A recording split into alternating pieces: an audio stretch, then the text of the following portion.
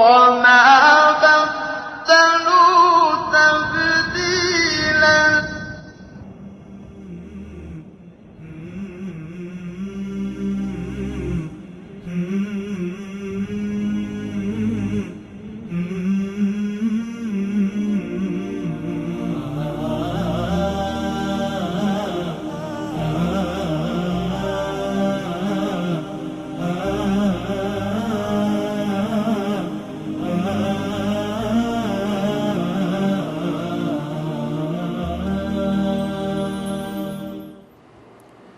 بسم الله الرحمن الرحیم. الحمد لله رب العالمین و الصلاة و السلام علی اشرف الانبیاء و المرسلین سیدنا و نبینا و مولانا محمد و علی آله و اصحابه اجمعین.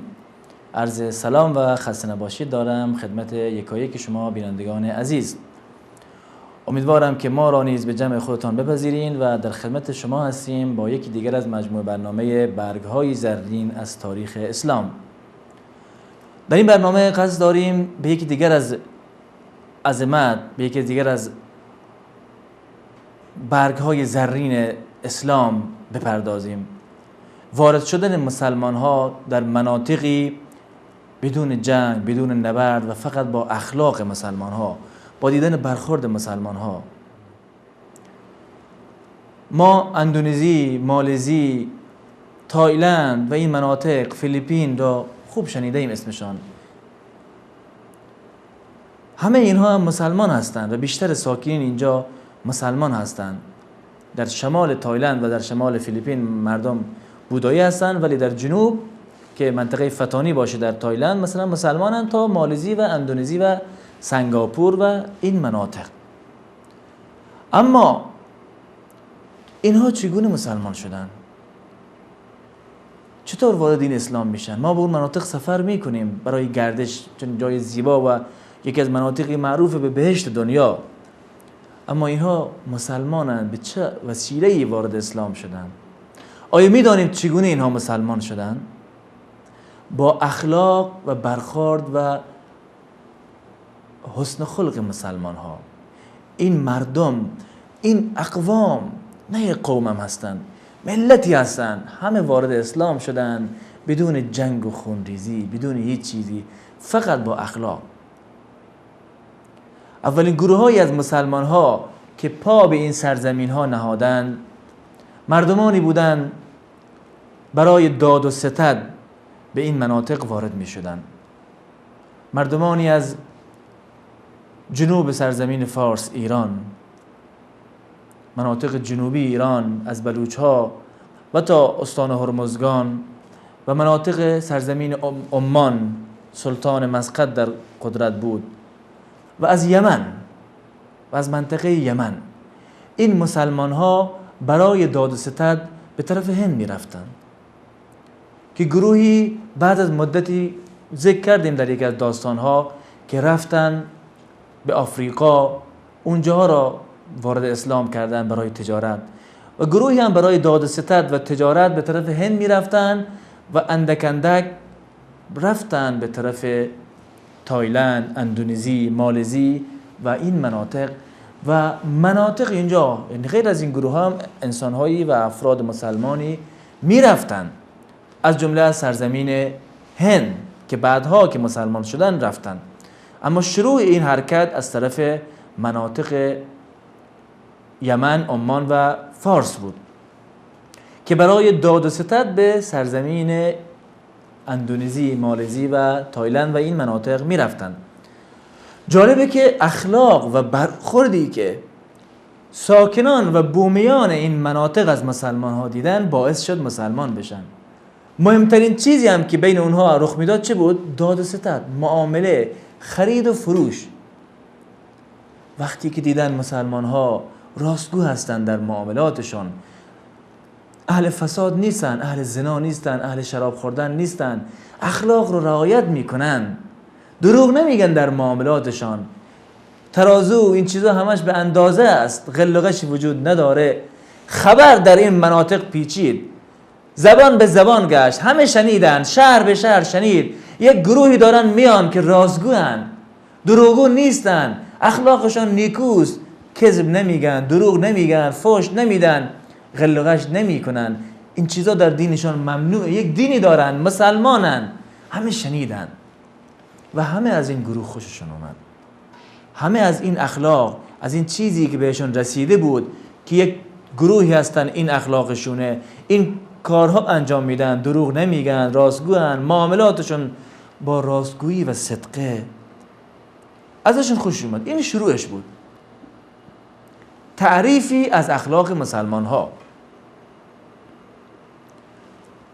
بعد از مدتی حتی معروفه که در زمان عباسی ها عده‌ای از اندونزی برای تجارت اومده بودن، وارد بغداد شده بودن و خلفا را ملاقات کرده بودن و مسلمان برگشته بودن، برای تجارت اومده بودن، تا بغداد هم رفتن و مسلمان برگشتن به سرزمین خودشان. اما کی اسلام به صورت بزرگ و عظیم شروع میشه در این مناطق؟ زمانی که کسانی که در رأس قدرت و قوت بودن اسلام به اونها عرضه میشه.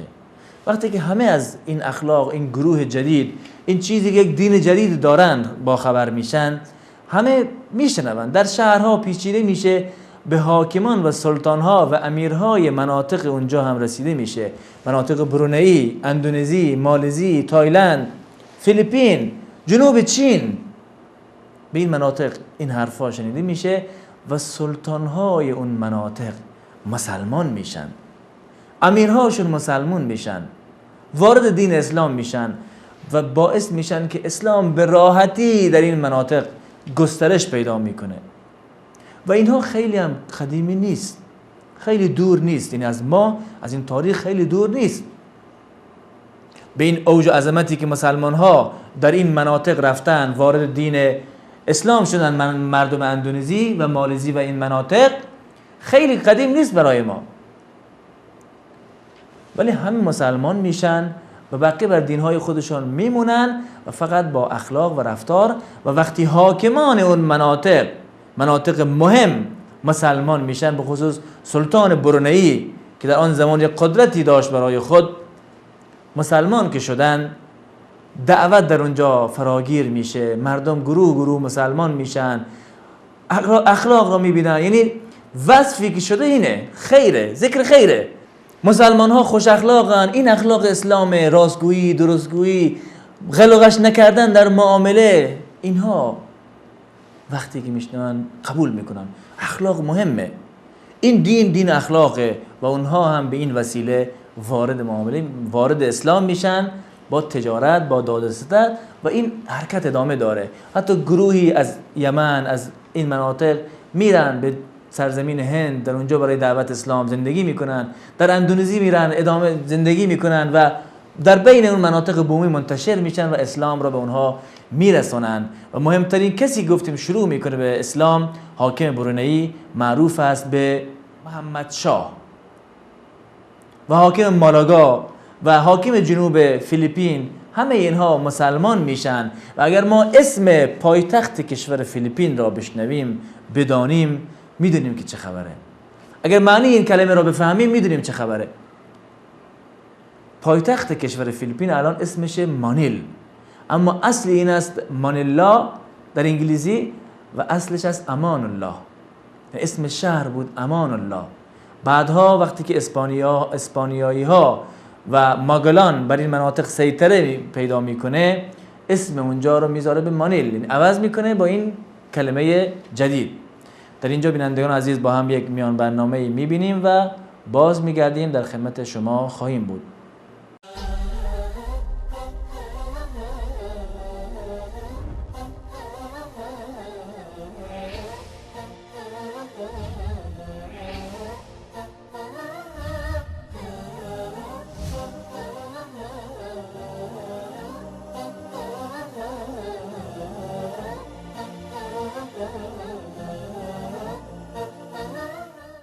با عرض سلام و خسته نباشید مجدد خدمت شما بینندگان عزیز. گفتیم پایتخت فیلیپین حتی تا الان اسمش مانیل که اصلش بود امان الله، و اینها هم مسلمان بودن. بعدها استعمار و دعوت تنصیر و مسیحی کردن مردم شروع میشه و خیلی ها را با زور با اجبار مسیحی میکنن و یک حمله بر ضد مسلمان ها شروع میشه و غیر از اینها، غیر از این مناطق گفتیم در تایلند، در کمبودیه، در میانمار یا برمه هم مسلمان زیاد بودن، اما استعمار از طرف چین بر اونها وارد میشه، از طرف ژاپن، از طرف انگلیس و مسلمان ها را مورد شکنجه و در تنگنا قرار میدن و همین امر باعث میشه حتی در مثلا برمه امروزی مسلمان ها در منطقه آراکان مستقر بشن و یک حکومت مستقلی برای خودشون به وجود بیارن که بعدها با برمه یکی بشن، بعد از اینکه انگلیسی ها از اونجا برن بیرون با هم با کشور با منطقه مرکزی برمه یکی بشن، وگرنه مسلمان های برمه هم مستقل بودن.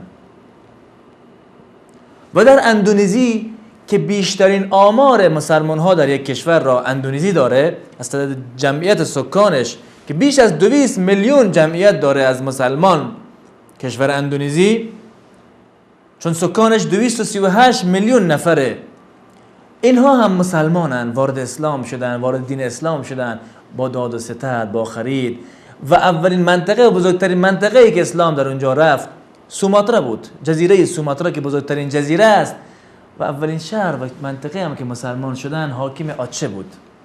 حاکم جزیره کوچیک آچه مسلمان میشه و اسلام قبل از اون به سوماترا وارد شد و حاکم وقتی که مسلمان شد گفتیم اسلام به راحتی گسترش پیدا میکنه و اونجا یک عظمتی از مسلمان ها شروع میشه و قدرت های اسلامی به ظهور میرسه و مسلمان ها، حکام و مردم همه در راحتی و رفاه اسلامی به سر میبرند به وسیله اون دین که به دستشون رسیده. اگرچه بعدها استعمار، انگلیس، ژاپن و چین و اینها سیطره و نفوذ خودشان را بر این مناطق افزایش میدن، یعنی اون مناطق را به زور حتی به نصرانیت برمیگردانن و خیلی ها رو نصرانی میکنن، باعث تکه تکه شدن اون مناطق میشن و باعث میشه که یک پارچگی از دست بره، ولی مردم هنوز که هنوز هم مسلمانن، اگرچه که عدم آگاهی دینی در اون مناطق خیلی زیاده و اون هم گفتیم به خاطر اون دوران استعمار و اون ظلم و ستمی که مستعمرین بر علیه مسلمان ها انجام داده بودند.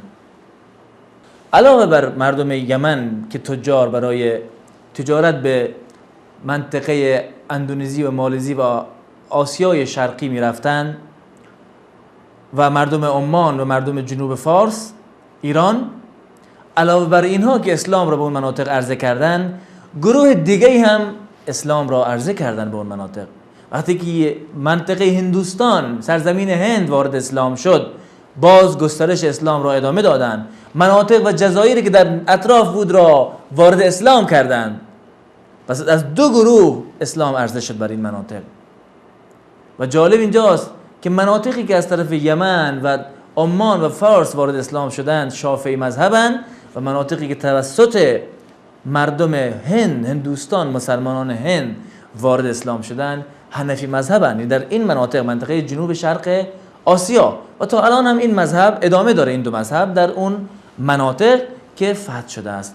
ولی تجارت و داد و ستد وسیله رسیدن اسلام بود.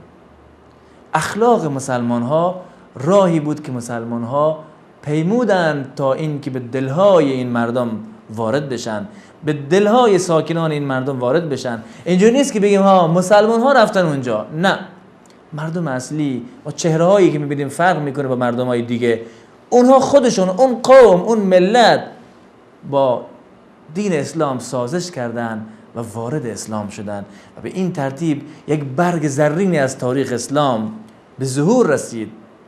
دخول اسلام، دخول جزایر، شهرها، مناطق بدون نبرد، بدون جنگ، بدون معرکه، بدون لشکرکشی، فقط و فقط از طریق تجارت، فقط و فقط به وسیله فرستادن تاجر، رفتن تجارت، دیدن اخلاق مسلمان. و این راهی بود برای وارد شدن ملتی، قومی و عظمتی به دین اسلام که اولین شهری هم که مسلمان ها در اونجا ساکن شدن در اندونزی منطقه‌ای است که نامیدن به سمدره که تا الان نیز وجود داره و خیلی از سکان اصلیش هنوز از عرب ها و از این مناطق هستند که زندگی میکنن و نسل اونها در اونجا بقا پیدا کرده و ادامه داره. یعنی اسلام به هر طریقی وارد میشه. مهمم این نیست که اسلام شهر رو فتح بکنه، ظاهر نمایی بکنه که این است خلاص مردم ما وارد اسلام شده. مهم این است که این دین و این اسلامی که داره به اون شهر عرضه میشه از هر طریقی، از طریق نبرد، از طریق تجارت، از طریق دعوت، بر دلهای مردم وارد بشه. در شهر وارد نشه که مردم ببینن مسلمان اومد، این اسلام وارد دلها بشه و در این مناطق، در منطقه شرق آسیا، بر دلهای مردم وارد شد. اول از طریق تجارت و این که مردم از اخلاق مسلمان ها خوششان اومد، مسلمان ها به عنوان یک گروه خوبی در جلو مردم نمایان شدن که واقعا اخلاقشان خوبه و بعد وقتی که دینشان به مردم عرضه شد، مردم، حاکمان و مردم عادی همه وارد دین شدن و این اسلام را پذیرفتند. بدین وسیله برگی دیگر از برگهای زرین تاریخ اسلام را با هم مرور کردیم. امیدوارم که حق مطالب را ادا کرده باشم، چون بعضی از جریان‌ها و چیزهایی که گفته میشه توضیحات زیاد داره، به صورت خلاصه وار هم باید گفت و بعضی ها یعنی مجالش در یک جلسه و یا دو جلسه نیست و چندین جلسه و قسمت احتیاج داره و بعضی ها به صورت خلاصه عرضه شد و اگر کمی و کاستی بود از ما بود و تا یک دیدار دیگر همه شما را به الله متعال میسپارم و السلام علیکم و رحمت الله و برکاته.